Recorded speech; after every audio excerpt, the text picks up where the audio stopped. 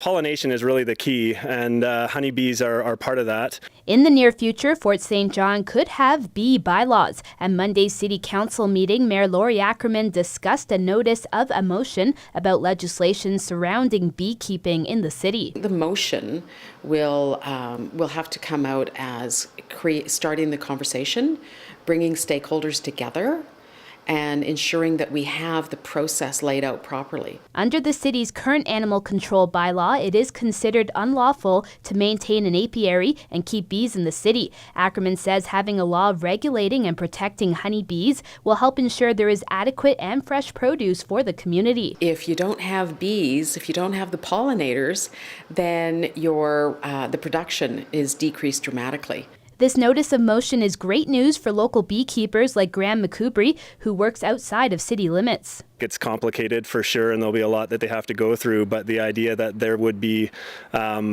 a form with which you can become a beekeeper in a city, I think a lot of people would be interested in it, and a lot of people would do it. McCoubry says with this proposed bylaw, the city's main priority should be to ensure that all beekeepers have the same knowledge and skill on how to manage the flying insects. If everybody who was going to partake in that had some level of training that could be community governed, if you will, so everybody had the same standard that they knew beekeepers were educated to, it would help a lot with reducing the problems that bees can cause. Like other cities with bee bylaws, Ackerman says council will consider height regulations of a beehive to reduce the amount of contact bees would make with individuals. McCoubry says this is a great point to consider, as many residents may be concerned for their safety. If the beehives were all at an elevation that concentration of bees in their flight path was out of humans' flight path, it would be, I think, a huge advantage. If this bylaw goes through, McCoubry says many community members will be buzzing with excitement.